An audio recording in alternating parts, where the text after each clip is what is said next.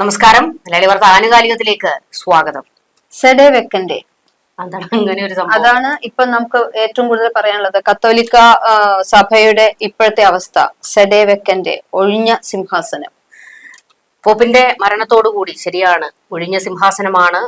പിൻഗാമി വരുന്നത് വരെ ആ ഒരു ഒഴിഞ്ഞ കസേര, ഒരു സിംഹാസനം നമുക്ക് കാണേണ്ടി വരും. ഇത് കത്തോലിക്കരുടെ മാത്രം പോപ്പല്ല, ലോകത്തിന്റെ മുഴുവൻ പോപ്പാണ്. കാരണം എന്തെല്ലാം ചരിത്രപരമായ നീക്കങ്ങൾ അദ്ദേഹം ഇരുന്ന കാലയളവിൽ നടപ്പാക്കി എന്നുള്ളതാണ്. അദ്ദേഹത്തിന്റെ ദൈവത്തിന്റെ ശബ്ദമെന്ന് നമുക്ക് പോപ്പിന്റെ ശബ്ദത്തെ പറയാം. കാരണം നിന്ദിതരും പീഡിതരുമായിട്ടുള്ള എല്ലാ ആൾക്കാർക്ക് വേണ്ടിയും സംസാരിച്ചു. അതേപോലെ പല അദ്ദേഹം ആഡംബരങ്ങളെല്ലാം തന്നെ ഒഴിവാക്കി എന്നുള്ളതാണ്. വളരെ ലളിതമായ ജീവിതം. അങ്ങനെ സാധാരണ നമ്മൾ പറയുന്നത് ഈ കർത്താവിന്റെ പ്രതിപുരുഷന്മാരാണ് വൈദികരെന്നാണല്ലോ. അവരെല്ലാവരും അങ്ങനെ ജീവിക്കണമെന്നാണ് പറയുന്നത്. പക്ഷേ നമ്മൾ കണ്ടിട്ടുള്ള അങ്ങനെ ഒരു ജീവിതം നയിച്ചു എന്ന് നമുക്ക് തോന്നുന്ന ഒരു ആളാണ് പോപ്പ്. അപ്പോൾ അദ്ദേഹത്തെ കുറിച്ച് പറയുമ്പോൾ സ്നേഹം മാത്രമാണ് നമുക്ക് പറയാനുള്ളത്. ലോകത്തിന് വേണ്ടി സംസാരിച്ച, മനുഷ്യർക്ക് വേണ്ടി സംസാരിച്ച, യുദ്ധം വേണ്ടെന്ന് പറഞ്ഞ ഒരു പോപ്പിനെയാണ് നമ്മൾ കണ്ടത്. സ്ത്രീകളുടെ മഹത്വത്തിനെ കുറിച്ച് സംസാരിച്ച, കുട്ടികൾക്ക് വേണ്ടി സംസാരിച്ച, യുദ്ധം ഒഴിവാക്കാൻ വേണ്ടി സംസാരിച്ച, അതുപോലെ തന്നെ LGBTQ സമൂഹത്തിന് വേണ്ടി സംസാരിച്ച ഒരു പോപ്പ്. അങ്ങനെ ഒരുപാട് ചലനങ്ങൾ സൃഷ്ടിക്കുന്ന, ചർച്ചയാകുന്ന വിഷയങ്ങളെ കുറിച്ചൊക്കെ തന്നെ സംസാരിച്ച ഫ്രാൻസിസ് മാർപ്പാപ്പ ഇപ്പോൾ അവിടെ ഒഴിഞ്ഞ ഒരു സിംഹാസനം തന്നെയാണ് ഉള്ളത് വത്തിക്കാനിൽ. പക്ഷേ നമുക്ക് ഇപ്പോൾ ഒരു വാക്ക് പറഞ്ഞല്ലോ, സെഡേ വെക്കൻഡേ എന്ന് പറയുന്നത്. അപ്പോൾ ഈ മാർപ്പാപ്പയുമായി ബന്ധപ്പെട്ടിട്ടുള്ള ചില വാർത്തകളൊക്കെ വരുമ്പോൾ അതിൽ ഇത്തരത്തിലുള്ള ചില വാക്കുകൾ ശ്രദ്ധയിൽപ്പെടുന്നുണ്ട്. അപ്പോൾ ആൾക്കാർക്ക് അത് എന്താണെന്ന് അറിയാൻ ഒരു ക്യൂരിയോസിറ്റി വാക്കുകളാണ്. തന്നെയല്ല, ഈ പോപ്പ് മരിക്കുന്നതും അതിനുശേഷമുള്ള അന്ത്യകർമ്മങ്ങൾ, അതുപോലെ തന്നെ മരിക്കുന്നു എന്നല്ല, കാലം ചെയ്തു എന്ന് വേണം പറയാൻ. അപ്പോൾ അതിനുശേഷമുള്ള ചടങ്ങുകൾ, അടുത്ത പോപ്പിനെ തെരഞ്ഞെടുക്കുന്ന ചടങ്ങുകൾ, അതെല്ലാം വളരെ പ്രത്യേകതയുള്ളതാണ്. അപ്പോൾ അതെല്ലാവർക്കും അറിയണമെന്നില്ല. ഈ പറയുന്ന പോലെ തന്നെ കത്തോലിക്കർക്ക് പോലും അറിയാത്ത ഒരുപാട് ചടങ്ങുകളുണ്ട്. നമുക്ക് അതിനെ കുറിച്ചൊക്കെ ഒന്ന് സംസാരിക്കണമെന്ന് തോന്നി. ശരിക്കും ഇനി എന്താണ് വത്തിക്കാനിൽ നടക്കുന്നത്? അന്ത്യകർമ്മങ്ങൾ എങ്ങനെയാണ്? ശനിയാഴ്ചയാണ് മാർപ്പാപ്പയുടെ സംസ്കാരം നടക്കുന്നത്. പ്രാദേശിക സമയം രാവിലെ 10 മണിക്കാണ്. നമ്മുടെ ടൈമിലേക്ക് വരുമ്പോൾ ഉച്ചയ്ക്ക് 1:30 മണി സമയം 1:30 സെന്റ് പീറ്റേഴ്സ് സ്ക്വയറിലെ ശവസംസ്കാര ചടങ്ങിൽ കോളേജ് ഓഫ് കാർഡിനൽസിന്റെ ഡീൻ കർദിനാൾ ജിയോവന്നി ബാറ്റിസ്റ്റ റിയാണ് നേതൃത്വം വഹിക്കുന്നത്. ആരാധനാക്രമങ്ങൾക്ക് ശേഷം ശവപ്പെട്ടി സെന്റ് പീറ്റേഴ്സ് ബസിലിക്കയിലേക്കും അതിനുശേഷം ഫ്രാൻസിസിന്റെ തന്നെ അഭ്യർത്ഥന പ്രകാരം സാന്താ മരിയ മാഗിയോർ ബസിലിക്കയിലേക്കുമാണ് കൊണ്ടുപോകുന്നത്. അദ്ദേഹം ജീവിച്ചുകൊണ്ടിരുന്നപ്പോൾ എപ്പോഴും പറഞ്ഞിരുന്നതാണ്, അദ്ദേഹത്തിന്റെ ഭൗതിക ശരീരം സാന്താ മരിയ മാഗിയോർ ബസിലിക്കയിലേക്ക് കൊണ്ടുപോകണം. എവിടേക്ക് യാത്ര പോയാലും തിരിച്ച് ആദ്യം എത്തുന്നത് ഈ സാന്താ മരിയയിലേക്കായിരിക്കും. അതുകൊണ്ട് തന്നെ അവസാന യാത്രയും അവിടെ തന്നെ ആയിരിക്കണം, അവിടുന്ന് വേണം അവസാന യാത്ര തുടങ്ങാൻ എന്നാണ് പോപ്പ് പറഞ്ഞിട്ടുള്ളത്. അതുകൊണ്ട് അദ്ദേഹത്തിനെ അവിടെയാണ് സംസ്കരിക്കുന്നത് എന്നാണ് പറയുന്നത്. അതുപോലെ തന്നെ ഇതിലെ ഏറ്റവും വലിയൊരു പ്രത്യേകത, എളിമയുടെ പ്രതീകമായിട്ടാണ് ജീവിച്ചത് എന്ന് നമ്മൾ നേരത്തെ പറഞ്ഞു. അതുപോലെ തന്നെ വേണം മരണത്തിലും എന്ന് അത്ര കാര്യമായിട്ട് പറയുന്നുണ്ട്. അതായത് ഇതുവരെ നമുക്കറിയാം, ഇതുവരെയുള്ള പോപ്പുമാരുടെ ഒക്കെ അന്ത്യകർമ്മങ്ങൾ, അതിനൊക്കെ ഒരു കീഴ്വഴക്കമുണ്ട്. എന്നാൽ ആ കീഴ്വഴക്കങ്ങൾ കൂടി തെറ്റിക്കുകയാണ് ഫ്രാൻസിസ് മാർപ്പാപ്പ. വളരെ ഇതായിട്ട് ഇപ്പൊ സെന്റ് മേരി മേജർ ബസിലിക്കയിൽ അടക്കം ചെയ്യപ്പെടുന്ന ആദ്യത്തെ പോപ്പായിരിക്കും ഫ്രാൻസിസ് മാർപ്പാപ്പ. അതുപോലെ പോപ്പിനെ മരവും സിങ്കും കൊണ്ടുള്ള ശവപ്പെട്ടിയിലാണ് സംസ്കരിക്കുന്നത്. മുൻപത്തെ പോപ്പുകളെ എല്ലാവരും തന്നെ സൈപ്രസ്, ഈയം, വാഗ എന്നിവ കൊണ്ട് നിർമ്മിച്ച 3 ശവപ്പെട്ടികളാണ് സാധാരണ പോപ്പിനെ അടക്കം ചെയ്യുന്നതിന് ഉണ്ടാകാറുള്ളത്. അതിനുശേഷം ഒന്നിനുള്ളിൽ മറ്റൊന്നായി ഈ 3 ശവസംസ്കാര പെട്ടികളും നിറച്ചതിന് ശേഷമാണ് കൊണ്ടുപോകാറുള്ളത്. പക്ഷേ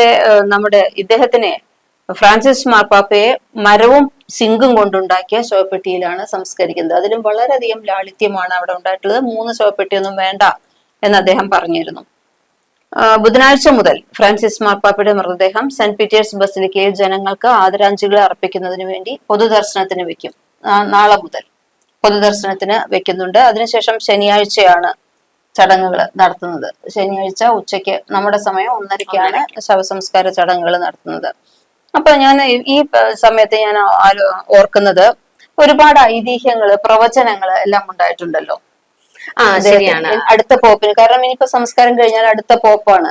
നമുക്ക് ഈ പ്രവചനങ്ങൾ എന്ന് പറയുമ്പോൾ ശരിക്കും ഒരു കൂട്ടർ വാദിക്കുന്നത് ഈ പ്രവചനങ്ങൾ അതെന്താണ്, അതിനെയൊന്നും വിശ്വാസത്തിൽ എടുക്കേണ്ട കാര്യമില്ല എന്നൊക്കെ ഒരു കൂട്ടർ വാദിക്കുന്നുണ്ട്. കാരണം ഈ വിശ്വാസം പോലും ചവിട്ടി അരയ്ക്കപ്പെടുന്ന ഒരു കാലത്താണല്ലോ നമ്മൾ നിൽക്കുന്നത്. അപ്പോൾ വിശ്വസിക്കുന്നവരും വിശ്വസിക്കാത്തവരും ഒക്കെ ഉണ്ട്. പക്ഷേ കത്തോലിക്കരിലെ ഒരു ബഹുഭൂരിപക്ഷവും ചില ആൾക്കാർ വിശ്വസിക്കുന്ന ചില പ്രവചനങ്ങളുണ്ട്. അതിൽ ഏറ്റവും പ്രധാനപ്പെട്ടതാണ് നമ്മൾ നോസ്ട്രഡാമസിന്റെ പ്രവചനത്തിലൊക്കെ തന്നെ പറഞ്ഞിട്ടുണ്ട്, പോപ്പ് മരിക്കുന്നതും അടുത്ത പോപ്പ് ആരായിരിക്കും, ലോകം അവസാനിക്കും എന്നുള്ള കാര്യങ്ങളൊക്കെ പറഞ്ഞിരുന്നു. പക്ഷെ അത് നോസ്ട്രഡാമസ് ഒരു ഫ്രഞ്ച് ജ്യോതിഷിയാണ്. മുൻപ് പല ഈ പറയുന്ന COVID-19 കുറിച്ചൊക്കെ പ്രവചിച്ചിട്ടുള്ള ആളാണ്. അപ്പോൾ ഇതിൽ ഏറ്റവും പ്രധാനപ്പെട്ടത് ഈ പറയുന്ന മലാക്കിയുടെ ഒരു പ്രവചനം പുറത്തു വന്നിട്ടുണ്ട്. അതിപ്പോൾ പോപ്പ് മരിച്ചതിന് ശേഷമാണ് അങ്ങനെ ഒരു പ്രവചനം നടന്നിരുന്നു എന്നുള്ളതിന്റെ റിപ്പോർട്ടുകൾ പുറത്തു വരുന്നത്. അതായത് 900 വർഷങ്ങൾക്ക് മുൻപ് പ്രവചിച്ചു എന്നാണ് പറയുന്നത്. അതിൽ ഏറ്റവും പ്രധാനപ്പെട്ടത് നമുക്ക് തന്നെ ഞെട്ടിപ്പോകുന്ന ചില വസ്തുതകൾ അതിനകത്തിലുണ്ട്. അതിനകത്തിലും ഈ പറഞ്ഞ പോലെ തന്നെ പറഞ്ഞിരിക്കുന്നത് പോപ്പ് മരിക്കും, അടുത്ത പോപ്പ് സ്ഥാനം ഏറ്റെടുക്കും, അത് അവസാന പോപ്പായിരിക്കും, വത്തിക്കാന്റെ അവസാന പോപ്പ്. അങ്ങനെ അതിനുശേഷം ഈ പറയുന്ന വത്തിക്കാൻ നശിപ്പിക്കപ്പെടുമെന്നും ലോകാവസാനം അത് 2027 ലോകാവസാനം ഉണ്ടാകും എന്നാണ്. ഇപ്പഴേ നോക്കട്ടെ, 2027 ലോകാവസാനം ഉണ്ടാകും. 2 വർഷമേ ഉള്ളൂ. അല്ല, ഇതിനു മുൻപ് നമ്മൾ കേട്ടിട്ടില്ലേ ലോകാവസാനത്തെ കുറിച്ചൊക്കെ. അപ്പോൾ പ്രവചനം അത് ശരി നടക്കാതിരിക്കാം. ചില കാര്യങ്ങളൊക്കെ പറയുമ്പോൾ ഈ ചക്കയിട്ടപ്പോൾ മുയല് ചത്തു എന്ന് പറയുന്ന പോലെ ചിലതൊക്കെ നടന്നിട്ടുണ്ട്. പക്ഷെ എനിക്ക് ഇതിനതിൽ ഒരു ഏറ്റവും പ്രധാനപ്പെട്ടതായിട്ട് തോന്നുന്ന ഒരു വിഷയം എന്താണെന്ന് വെച്ച് കഴിഞ്ഞാൽ 900 വർഷങ്ങൾക്ക് മുൻപ് പ്രവചിച്ചു എന്നാണ് പറയുന്നത്. ഇതിൽ അടുത്ത പോപ്പാകാൻ പോകുന്ന ആളുടെ പേര് വരെ, അതായത് പീറ്റർ എന്ന് പേര് തുടങ്ങുന്ന ഒരാളായിരിക്കും അടുത്ത പോപ്പ് എന്ന് പറയുന്നത്. നാമനിർദ്ദേശ പട്ടികയിൽ 3 പീറ്റർമാരുണ്ട്. അപ്പോൾ അതും ചിലർക്ക് വിശ്വാസം വർദ്ധിപ്പിക്കും. കാരണം പീറ്റർ എന്ന് പേരുള്ള ആൾക്കാർ ഈ പട്ടികയിലുണ്ടല്ലോ. അപ്പോൾ അത്തരത്തിലുള്ള വിശ്വാസങ്ങളൊക്കെ ഉണ്ട്. ഇതിൽ ശ്രദ്ധേയമായിട്ടുള്ള ഒരു കാര്യം എന്താണെന്ന് ചോദിച്ചു കഴിഞ്ഞാൽ, ഈ മലാക്കിയുടെ പ്രവചനം വത്തിക്കാനിലെ രഹസ്യ രേഖകളിൽ സൂക്ഷിച്ചിട്ടുണ്ട് എന്നാണ് പറയുന്നത്. അതായത് വത്തിക്കാൻ സന്ദർശിച്ച ഘട്ടത്തിൽ മലാക്കിക്ക് അങ്ങനെ ഒരു തോന്നലുണ്ടായി, ഉൾവിളി ഉണ്ടായി. അതാണ് അദ്ദേഹം തന്റെ ബുക്കിൽ കുറിച്ചത് എന്നാണ് പറയുന്നത്. അപ്പോൾ അതുകൊണ്ട് തന്നെ ഇത് വിശ്വാസത്തിൽ എടുക്കുന്ന ഒരുപാട് നമുക്കറിയാം. ഈ പ്രത്യേകിച്ച് ഈ വക കാര്യങ്ങളിലൊക്കെ വിശ്വാസമുള്ള ആൾക്കാരൊക്കെ ഉണ്ടാകില്ല. തന്നെയല്ല, നമ്മൾ ഈ 6th സെൻസ് എന്ന് പറയുന്ന ഒരു സാധനം, അത് ശാസ്ത്രം പോലും പറയുന്നതാണല്ലോ, 6th സെൻസ് ഉണ്ട് എന്ന് പറയുന്നത്. അപ്പോൾ അത്തരത്തിൽ മലാക്കിയുടെ പ്രവചനം ഇപ്പോൾ പോപ്പ് മരിച്ചതോടുകൂടി തന്നെ ചർച്ചയാകുന്നത് മലാക്കിയുടെ പ്രവചനം സത്യമാകുമോ എന്നുള്ളതാണ്. അടുത്ത പീറ്റർ എന്നുള്ള ആളാണോ ആയെങ്കിൽ, എനിക്ക് പേടിയുള്ളത് അടുത്ത 2027 ലോകം അവസാനിക്കുമോ എന്നുള്ളതാണ്. അതായത് 7 കുന്നുകളുടെ നഗരം നശിപ്പിക്കപ്പെടും എന്നാണ് പറയുന്നത്. റോം നശിക്കും എന്ന് പറയുന്നത് കൃത്യമായി അതിൽ നോസ്ട്രഡാമസിന്റെ പ്രവചനത്തിലും അത് പറയുന്നുണ്ട്, റോം നശിക്കും എന്ന് പറയുന്നുണ്ട്. അപ്പോൾ ഇത് അടുത്തത് വരാൻ പോകുന്നത് അവസാന പോപ്പായിരിക്കും എന്നുള്ള ഒരു അന്തിമ പ്രവചനമാണ് മലാക്കിയും നോസ്ട്രഡാമസും ഒക്കെ പറഞ്ഞിട്ടുള്ളത്. നോസ്ട്രഡാമസ് അല്ല, മലാക്കി പ്രവചിച്ചിരിക്കുന്നത്. അപ്പോൾ അങ്ങനെ അത് പറഞ്ഞാൽ ചിലപ്പോൾ കത്തോലിക്കരിൽ ചിലർ ചോദിക്കും, അതെന്തൊരു അസംബന്ധമാണെന്ന് ചോദിക്കുന്ന ആൾക്കാരും ഉണ്ടാകാം. എന്തായാലും ഈ പറയുന്ന പോലെ തന്നെ ഈ ബാബ വാങ്കയെ പോലുള്ള ആൾക്കാർ പ്രവചിച്ചിട്ടുള്ള പല കാര്യങ്ങളും ശരിയായിട്ടുണ്ട്. അപ്പോൾ അതും ഇതുപോലെ ഒരു മലാക്കിയുടെ പ്രവചനവും എല്ലാവരും അതുപോലെ തന്നെയാണ് ഉറ്റുനോക്കുന്നത്, അത് സംഭവിക്കുമോ എന്നുള്ളത്. തന്നെയല്ല, ഈ കാരണം വത്തിക്കാനിലെ രഹസ്യരേഖകളിൽ തന്നെ ഇതുണ്ട് എന്ന് പറയുമ്പോൾ വിശ്വാസികൾക്ക് തള്ളിക്കളയാനും കഴിയില്ല. അത്തരത്തിലൊരു വിശ്വാസമാണ്. ഇതിൽ പറയുമ്പോൾ ഫ്രാൻസിസ് മാർപ്പാപ്പയെ കുറിച്ച് തന്നെ നമ്മൾ പറയാന്ന് വെച്ച് കഴിഞ്ഞാൽ ഏറ്റവും ലളിതമായ ജീവിതം നയിച്ചിട്ടുള്ള ഒരാള് എന്നുള്ളതിനേക്കാൾ പുറത്തായിട്ട് ഒരുപാട് പ്രത്യേകതകൾ. അതായത് പോപ്പുമാരുടെ കൊട്ടാരത്തിൽ താമസിക്കാതെ അതിഥി മന്ദിരത്തിൽ താമസിക്കുന്ന ഒരുപാട് പ്രത്യേകതകളുണ്ട്. ഒന്നാമത് കത്തോലിക്ക സഭയെ നയിച്ച ആദ്യത്തെ ലാറ്റിൻ അമേരിക്കൻ മാർപ്പാപ്പയായിരുന്നു. അർജന്റീനയിൽ നിന്നുള്ള ഫ്രാൻസിസ് മാർപ്പാപ്പ 1300 വർഷത്തിനിടെ സഭാ നേതാവാകുന്ന ആദ്യ യൂറോപ്യൻ ഇതര പോപ്പ്. ഈ അർജന്റീനയിൽ നിന്നുള്ള ആളാണെന്ന് പറയുമ്പോൾ തന്നെ ഒരു കാര്യം കൂടി എടുത്തു പറയണം, ഫുട്ബോൾ ആരാധകനായിരുന്നു, ആരാധകനായിരുന്നു അദ്ദേഹം എന്നുള്ള അർജന്റീനക്കാരുടെ രക്തത്തിൽ അലിഞ്ഞു ചേർന്നതാണത്. ആ ഒരു വികാരം, അതൊരു വികാരമാണ്.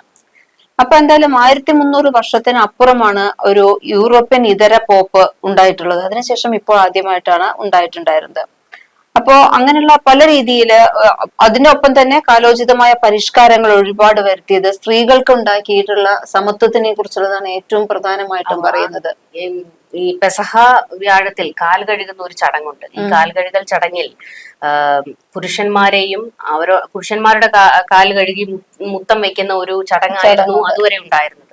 പക്ഷെ ഫ്രാൻസിസ് മാർപ്പാപ്പ വന്നതിന് ശേഷം അതിൽ സ്ത്രീകളെയും ഉൾപ്പെടുത്തി എന്നുള്ളതാണ്. വൈദിക വൃത്തിയിൽ സ്ത്രീകളെ ഏർപ്പെടുത്തി. അതുപോലെ തന്നെ ഈ കാൽ കഴുകി മുത്തം വെച്ചവരുടെ കൂട്ടത്തിൽ സ്ത്രീകൾ ഉണ്ടായിരുന്നു എന്നാണ്. അതിൽ മറ്റൊരു എടുത്തു പറയേണ്ട ഒരു കാര്യം, ഈ കാൽ കഴുകി മുത്തം കൊടുത്തവരുടെ കൂട്ടത്തിൽ രണ്ട് മുസ്ലിങ്ങൾ ഉണ്ടായിരുന്നു. അത്രത്തോളം ചരിത്രപരമായ നീക്കങ്ങൾ നടത്തിയ ഒരു പോപ്പ് ഇതുവരെ ഉണ്ടായിട്ടില്ല. സ്വർഗാനുരാഗികളെ ദൈവത്തിന്റെ മക്കൾ എന്ന് വിശേഷിച്ച ഒരു മനുഷ്യ സ്നേഹി. പക്ഷെ അദ്ദേഹത്തിന്റെ ആത്മകഥയിൽ പറയുന്നുണ്ട്, അതിനു മുൻപ് ഇത്തരത്തിലുള്ള സ്വർഗാനുരാഗത്തിനോട് എതിരായിരുന്നു ഫ്രാൻസിസ് മാർപ്പാപ്പ. പക്ഷെ പോപ്പായതിനു ശേഷം അല്ല, അവരും അതിന് അനുകൂലം എന്ന് പറയുന്നില്ല, അവരും ദൈവത്തിന്റെ മക്കളാണ്, അവരും ഇവിടെ ഈ ഭൂമിയിൽ ജീവിക്കാൻ അർഹരാണ് എന്നാണെന്നുള്ളത്. അപ്പൊ സാധാരണക്കാർക്ക് വേണ്ടി ശബ്ദമുയർത്തി അവരിൽ ഒരാളായിട്ട് ജീവിക്കാൻ ഇഷ്ടപ്പെട്ട, ലോക സമാധാനത്തിനു വേണ്ടി പ്രയത്നിച്ച ഒരു മനുഷ്യസ്നേഹി, ഇതാണ് ഫ്രാൻസിസ് മാർപ്പാപ്പയെ കുറിച്ച് പറയുമ്പോൾ മുഖമുദ്രയായിട്ട് നമുക്ക് പറയാനുള്ളത്. അപ്പോ എത്രയധികം ഒട്ടുമിക്ക ലോകരാജ്യങ്ങളിലും സ്വത്തുള്ളതാണ് കത്തോലിക്ക സഭയ്ക്ക്. ആ സഭയുടെ തലവനാണ് മാർപ്പാപ്പയായിട്ട് വരുന്നത്. അപ്പൊ ശതകോടികളുടെ ആസ്തിയാണ് കൈകാര്യം ചെയ്യുന്നത്.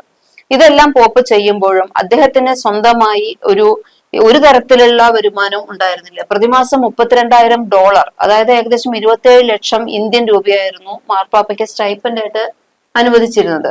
ഇപ്പൊ 2013 ആഗോള കത്തോലിക്ക സഭയുടെ പരമാധ്യക്ഷനായി ചുമതല ഏറ്റെടുത്തതിന് തൊട്ടു പിന്നാലെ അദ്ദേഹം ആദ്യം ചെയ്തത് ഈ തുക എനിക്ക് വേണ്ട എന്ന് പറയുന്നതായിരുന്നു.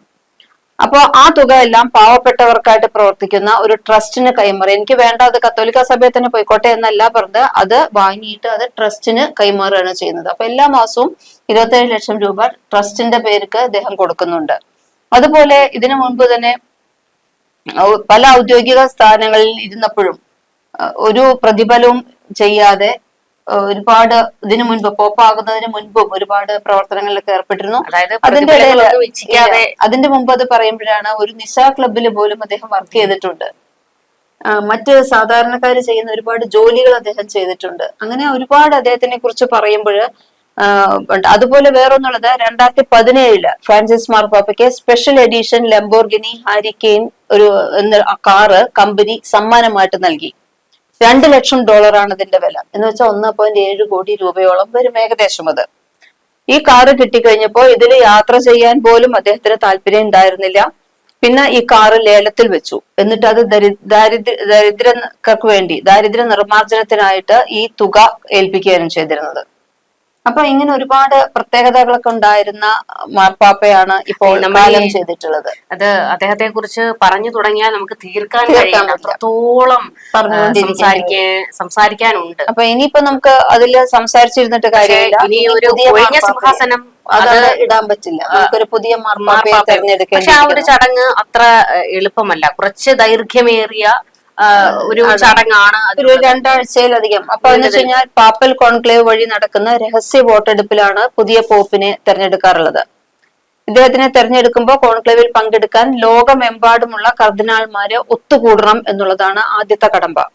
അപ്പൊ അങ്ങനെ നോക്കുമ്പോൾ ആദ്യം ആകെ 250-ലധികം കർദിനാൾമാരുണ്ട്. പക്ഷെ ഇതിൽ 80 വയസ്സിന് മുകളിലുള്ളവർക്ക് കോൺക്ലേവിൽ പങ്കെടുക്കാനുള്ള അനുമതിയില്ല. അതുകൊണ്ട് തന്നെ വരും ദിവസങ്ങളിൽ റോമിലേക്ക് പോകാൻ തുടങ്ങുന്ന യോഗ്യരായ കർദിനാൾമാരുടെ എണ്ണം 135 ഈ 135 പേര് റോമില് എത്തണം, അവരെല്ലാവരും ഒത്തുചേരണം. അതിനുശേഷം പോപ്പിനെ തെരഞ്ഞെടുക്കാൻ 2-3 ആഴ്ചകൾ എടുത്തിട്ടാണ് കാരണം ഇത്രയും ആൾക്കാർ റോമിൽ എത്തി വരണമല്ലോ. എന്നിട്ട് ഇവർക്ക് ഒരാളെ കണ്ടെത്തണം അതിൽ നിന്ന്. അങ്ങനെ കണ്ടെത്താൻ വീണ്ടും താമസിക്കുകയാണെങ്കിൽ വീണ്ടും അത് നീണ്ടുപോകും. പൊതുവെ 2 ആഴ്ചക്കുള്ളിലൊക്കെ ഏകദേശം ഒരു തീരുമാനമുണ്ടാകും. ഇപ്പൊ വോട്ടെടുപ്പ് പ്രക്രിയ വളരെ രഹസ്യമായിട്ടാണ് സൂക്ഷിക്കുക. ഇപ്പൊ പുതിയ പോപ്പിനെ തെരഞ്ഞെടുക്കപ്പെടുന്നത് വരെ അമേരിക്കയിൽ നിന്നുള്ള കർദിനാൾ ആണ് വത്തിക്കാന്റെ തലവനായിട്ട് ഇപ്പൊ ചുമതല ഏറ്റിരിക്കുന്നത്. ഇദ്ദേഹത്തിനുണ്ട് പ്രത്യേകത, അയാൾ അയർലൻഡിലാണ് ജനിച്ചിട്ടുള്ളത്. വർഷങ്ങളോളം അമേരിക്കയിൽ ശുശ്രൂഷ ചെയ്തിട്ടുള്ള അദ്ദേഹമാണ്. സ്വാഭാവിക അമേരിക്കൻ പൗരനായിട്ട് മാറിയ കർദിനാൾ കെവിൻ ഫാരൽ ആണ് കാമർ ലെങ്കോ എന്നാണ് ഈ സ്ഥാനത്തിനെ പറയുന്നത്. കാമർലെങ്കോ അല്ലെങ്കിൽ ചേംബർലെയിൻ എന്നുള്ള പദവിയാണ് വഹിക്കുന്നത്. അപ്പോ ശവസംസ്കാരം എപ്പോൾ നടത്താമെന്നും അതിനുശേഷം കോൺക്ലേവ് എപ്പോൾ ആരംഭിക്കാമെന്നും എല്ലാം ഈ കർദിനാൾമാരാണ് തീരുമാനിക്കുക. അപ്പൊ ശനിയാഴ്ച എന്നുള്ള തീരുമാനമായിട്ടുണ്ട്. അതിനുശേഷം കോൺക്ലേവ് തുടങ്ങും. പിന്നെ 2 ആഴ്ച സമയമാണ്. അതായത് മാർപ്പാപ്പ കാലം ചെയ്തതുമായി ബന്ധപ്പെട്ട ഒരു 9 ദിവസം നീണ്ടു നിൽക്കുന്ന ദുഃഖാചരണം. അതെ, നോവൻ ഡിയേഴ്സ് എന്നാണ് പറയുന്നത്. അതിനുശേഷമാണ് ഈ ചടങ്ങുകൾ നടക്കുന്നത്. ദുഃഖാചരണം കഴിഞ്ഞിട്ട് പിന്നീടുള്ള നാലാമത്തെയും 6ാമത്തെയും ദിവസത്തിനിടയിൽ പോപ്പിനെ സംസ്കരിക്കണം എന്നൊരു നിയമം കൂടിയുണ്ട് അതില്. അല്ല, അപ്പൊ ഞാൻ പറയുന്നത് ഈ 9 ദിവസത്തെ ദുഃഖാചരണം കഴിഞ്ഞതിന് ശേഷമാണ് അടുത്ത പോപ്പിനെ തെരഞ്ഞെടുക്കാനുള്ള ചർച്ചകൾ. എന്നിട്ട് കർദിനാളിന് മുന്നിൽ 2 ഭാഗം വോട്ട് കിട്ടുന്നത് വരെയാണ് വോട്ടെടുപ്പ് തുടർന്നുകൊണ്ടേയിരിക്കും. എന്നിട്ട് ഓരോ തവണ വോട്ട് രേഖപ്പെടുത്തിയതിനു ശേഷം ബാലറ്റുകൾ കത്തിച്ച് നശിപ്പിക്കണം. ഓരോ വോട്ടെടുപ്പിന് ശേഷവും പോപ്പിനെ തീരുമാനിക്കാനായില്ലെങ്കിൽ ചാപ്പലിന് മുകളിലെ ചിമ്മിനിയിലൂടെ കറുത്ത പുക ഉയർത്തും. ഇനി പുതിയ പോപ്പിനെ തീരുമാനിച്ചു കഴിഞ്ഞാൽ വെളുത്ത പുകയാണ് ഉണ്ടാകുക. അപ്പോ പുറത്തു നിൽക്കുന്നവര് വളരെ ആകാംക്ഷയോടുകൂടി എപ്പോഴും ഈ ചിമ്മിനിയിലേക്ക് നോക്കിയിരിക്കും. ഉയരുന്ന പുക കറുപ്പാണോ വെളുപ്പാണോ? വെളുപ്പാണെന്ന് വെച്ച് കഴിഞ്ഞാൽ അത് കത്തോലിക്കക്കാർക്ക് പ്രത്യേകിച്ചും ലോകത്തിന് എല്ലാവർക്കും അതൊരു സന്തോഷമുള്ള ആശ്വാസമുള്ള വാർത്തയാണ്, വെളുത്ത പുക കണ്ടു എന്നുള്ളത്. എന്നിട്ട് ഇവര് പോപ്പിനെ തെരഞ്ഞെടുത്തു കഴിഞ്ഞാൽ കർദിനാൾ ഡീൻ അദ്ദേഹത്തിനോട് ഈ പദവി സ്വീകരിക്കാൻ തയ്യാറാണോ എന്ന് ചോദിക്കും. തയ്യാറാണ് എന്ന് പറഞ്ഞു കഴിഞ്ഞാൽ അന്ന് മുതൽ ഒരു പുതിയ പേരാണ് സ്വീകരിക്കുക. നമ്മൾ പറഞ്ഞു, മരിച്ചു കഴിയുമ്പോൾ ഈ മാമോദീസ പേര് വിളിച്ചിട്ടാണ് 3 പ്രാവശ്യം വിളിച്ച് ചുറ്റിക കൊണ്ട് നെറ്റിയിൽ അടിച്ചു നോക്കിയിട്ട് വിളി കേട്ടില്ലെങ്കിലാണ് മരിച്ചു എന്ന് സ്ഥിരീകരിക്കുന്നത്. അപ്പൊ പിന്നീട് ഇവരെ ഈ മരിക്കുന്ന സമയത്ത് മാത്രമേ ഇവരുടെ പേര് ഈ മാമോദീസ പേര് വിളിക്കുകയുള്ളൂ. അതുവരെയും പുതിയൊരു പേര് സ്വീകരിക്കുകയാണ് ചെയ്യുക. സാധാരണയായിട്ട് പഴയ പോപ്പുമാരുടെ പേര് അല്ലെങ്കിൽ വിശുദ്ധന്മാരുടെ പേരായിരിക്കും സ്വീകരിക്കുക. പിന്നെ അതിനുശേഷം മുതിർന്ന കർദിനാൾ സെന്റ് പീറ്റേഴ്സ് ബസിലിക്കയിലെത്തി നമുക്ക് പുതിയ പോപ്പിനെ ലഭിച്ചിരിക്കുന്നു എന്ന് ഉറക്കെ പ്രഖ്യാപിക്കും.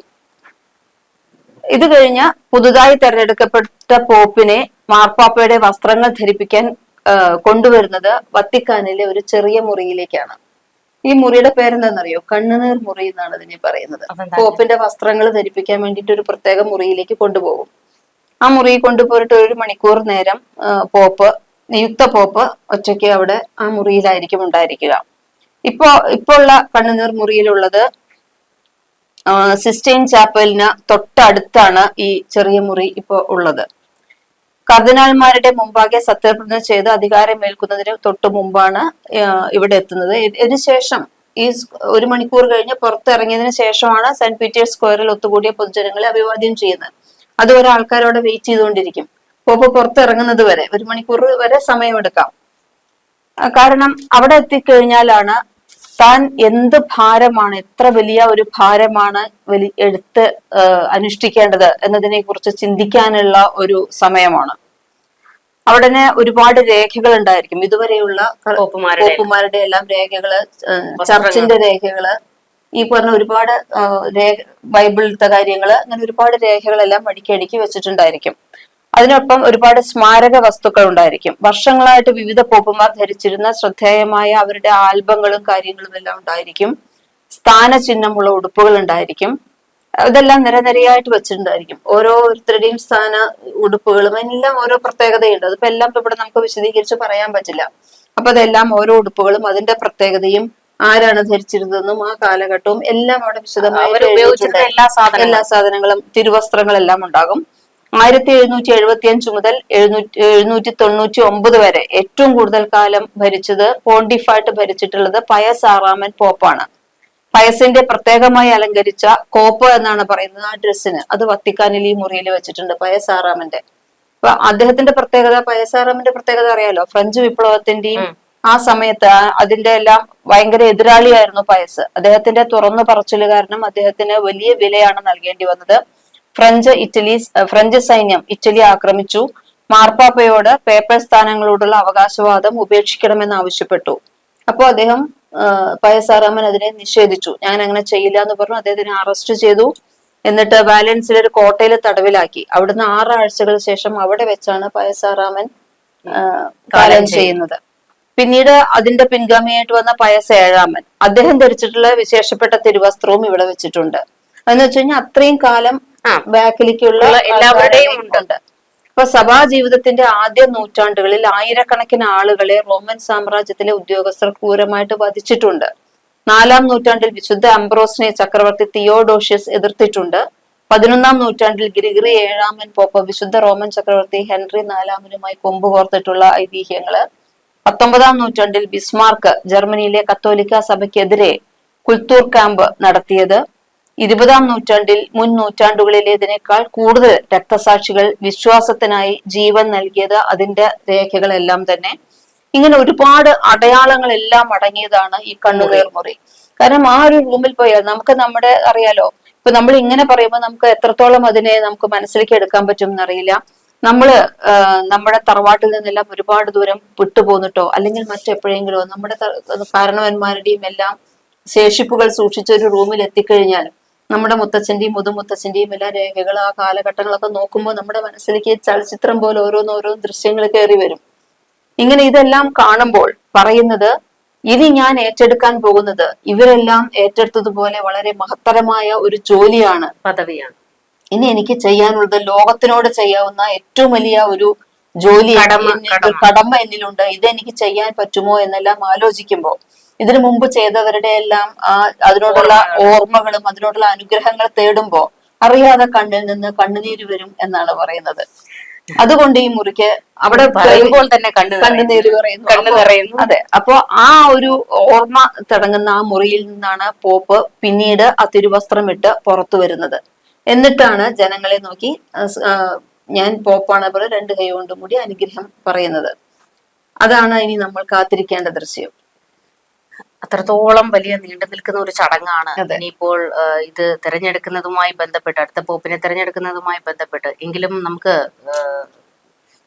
പോപ്പ് അവസാനം ഈസ്റ്റർ ദിനത്തിൽ പോലും ഫ്രാൻസിസ് മാർപ്പാപ്പ ലോകത്തോട് പറഞ്ഞത് എല്ലാവരും സുഖമായിരിക്കട്ടെ എന്നാണ്. അത്തരത്തിലൊരു വാക്ക് പറഞ്ഞിട്ടാണ് കത്തോലിക്ക സഭയിൽ തന്നെ പറയും, വിശുദ്ധ ജോൺ പോൾ 2-ാമൻ പറഞ്ഞിട്ടുണ്ട്, സഭ എപ്പോഴും നിർദ്ദേശിക്കുന്നു, ഒരിക്കലും അടിച്ചേൽപ്പിക്കുന്നില്ല. അപ്പൊ സഭ ഇതെല്ലാം തന്നെ നിർദ്ദേശിക്കുന്നതാണ്, അടിച്ചേൽപ്പിക്കുന്നില്ല. പോപ്പായിട്ട് ഇയാളെ അടിച്ചേൽപ്പിക്കുന്നില്ല. അതുപോലെ തന്നെ കത്തോലിക്ക സഭയുടെ ഒരു നിയമങ്ങളും ആരെയും അടിച്ചേൽപ്പിക്കുന്നില്ല, നിർദ്ദേശിക്കുന്നു. നിങ്ങൾക്ക് വേണമെങ്കിൽ അത് സ്വീകരിക്കാം.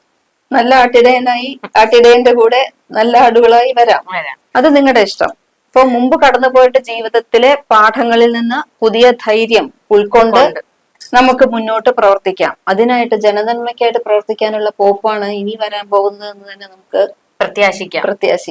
എങ്കിലും നമുക്ക് ഫ്രാൻസിസ് മാർപ്പാപ്പയോട് കടപ്പെട്ടിരിക്കുന്നു. കാരണം ലോകത്തിന് വേണ്ടി സംസാരിച്ച ഒരു വലിയ ഇടയൻ, ദൈവത്തിന്റെ പ്രതിപുരുഷൻ എന്ന് തന്നെ നമുക്ക് പറയാം.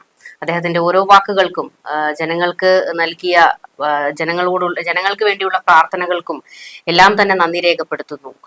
എത്ര നന്ദി പറഞ്ഞാലും അതൊന്നും മതിയാകില്ല. കാരണം അതുപോലെ ഒരു ശബ്ദം തന്നെ ആകട്ടെ അടുത്തതും വരാൻ പോകുന്നത്. ഈ ഫ്രാൻസിസ് മാർപ്പാപ്പ എന്ന് പറയുന്നത് അത്ര ഒരു ചരിത്രമാണ്. അദ്ദേഹത്തിന്റെ കാര്യങ്ങൾ മാത്രം തന്നെ നമുക്ക് 2-3 എപ്പിസോഡുകളിൽ സംസാരിക്കാം. കാരണം അദ്ദേഹം ഒരു ചരിത്രമാണ് എന്ന് നമ്മൾ ഒരു മനുഷ്യനല്ല, ചരിത്രമാണ് എന്ന് പറയുന്നത് 2-ാം ലോക മഹായുദ്ധകാലത്ത് ജനിച്ച ആളാണ്. അവിടം തൊട്ടുള്ള ചരിത്രം അദ്ദേഹത്തിനുണ്ട്. ഈ 2025 വരെയുള്ള കാലഘട്ടം അദ്ദേഹം കണ്ടു എന്നുള്ളതാണ്. 2-ാം ലോക മഹായുദ്ധകാലത്ത് അദ്ദേഹത്തിന് 2-3 വയസ്സാണ്. പിന്നീട് അദ്ദേഹം ഹിരോഷിമയിലും നാഗസാക്കിയിലെയും ഒക്കെ ദുരന്തങ്ങൾ കണ്ടു. അങ്ങനെ എത്ര ചരിത്രങ്ങൾ കടന്നു വന്ന ഒരു വലിയ ചരിത്രമാണ് മാർപ്പാപ്പ. അദ്ദേഹത്തിന് നമുക്ക് ഉറപ്പിച്ചു പറയാം, അദ്ദേഹം ദൈവം ഏൽപ്പിച്ച ജോലി അത് ഭംഗിയായി ചെയ്ത് നിർവഹിച്ചതിന് ശേഷം ദൈവത്തിങ്കിലേക്ക് തന്നെ മടങ്ങിയെന്ന് നമുക്ക് ഉറപ്പായും പറയാം. എന്തായാലും നമുക്ക് കൂടുതൽ ചർച്ചകളുമായിട്ട് ഈ വിഷയത്തിൽ കാണാം. നമസ്കാരം.